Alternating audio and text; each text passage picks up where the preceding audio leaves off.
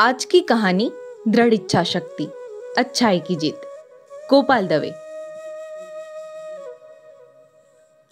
जैसे ही त्योहारों के मौसम शुरू होते हैं, बेटा उनसे जुड़ी कहानियां मुझसे सुनता रहता है।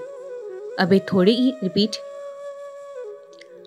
थोड़े ही दिन पहले मैंने उसे दशहरे से जुड़ी कहानी सुनाई और उसे समझाया, बुराई रूपी रावण चाहे कितना भी शक्तिशाली हो, उसे मजबूत मनोबल वाले श्री राम से हारना ही पड़ता है। और आज मेरी यही बात वह सामने वाले भैया को समझा रहा था। पिछले साल ही हमारे घर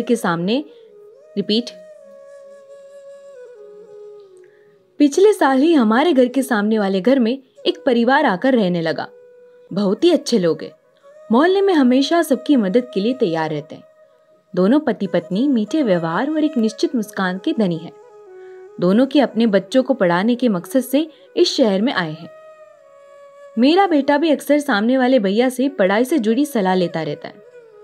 सामने वाले भैया वैसे तो हर मायने में बहुत ही अच्छे हैं, परंतु उन्हें गुटखा खाने की बहुत बुरी लत थी। मैं कभी उनके अच्छे व्यवहार को देखकर उनसे पूछ ही नहीं पाई कि उन्हें ये लत कैसे लगी। परंतु वो आज मेरे बेटे को बता रहे थे कि वो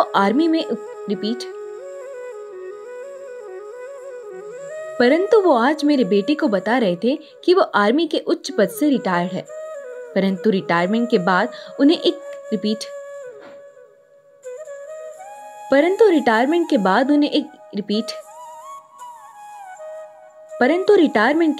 ये गुटखा खाने की बुरी लत लग गई और वो ये आदत चाहकर भी छोड़ नहीं पा रहे। उनके ऐसे कहते ही मेरे बेटे ने तुरंत मेरे द्वारा प्राप्त किया ज्ञान उन्हें दे दिया। उसने कहा, अंकल नहीं, आप चाहे तो ये आदत छोड़ सकते हैं। बुराई चाहे कितनी भी शक्तिशाली हो, उसे मजबूत मनोबल वाली अच्छाइयों से हारना ही पड़ता है और बुराई पर अच्छाई की जीत सिद्ध करना ही तो है विजयादशमी। बेटा मेरी तरफ देखकर मुस्कुराते हुए बोला, क्यों माँ, मैंने सही कहा ना? मैंने हंसते हुए कहा, हाँ बिल्कुल सही कहा। बेटी के जाने के बाद मैंने भैया को कहा, प्लीज भैया, इसकी किसी बात का बुरा मत मनाइएगा। बच्चा है, नई नई कहानी सुनिए, इसलिए आपको ये सब कह दिया। बहुत दिनों तक सामने वाले भैया भाभी के यहाँ आना जाना नहीं हुआ और ना ही वे लोग आए। कभी कभार आते जाते दिख जाते थे तो एक नमस्ते भरी मुस्कुराहट पर बात खत्म हो जाती थी। आज मोहल्ले में रावण दहन का कार्यक्रम रखा गया। शाम होते होते वे सब इकट्ठा हो गए। मैं सामने वाली भाभी से बात कर रही थी, तभी भैया आ गए। मैंने देखा सफेद कुर्ता पजामा पहने भैया आज कुछ अलग लग रहे थे। मैंने पूछ ही लिया, भैया आज आप इतना अलग क्यों लग रहे हो?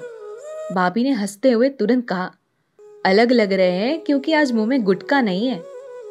बहुत कठिन रहा उनके लिए, पर उन्होंने गुटखा खाना छोड़ ही दिया। भैया बोल पड़े, अगर मैं गुटखा खाना नहीं छोड़ता तो बेटे की नजर में श्री राम हारने जाते, और श्री राम को हारने कैसे दिया जा सकता है?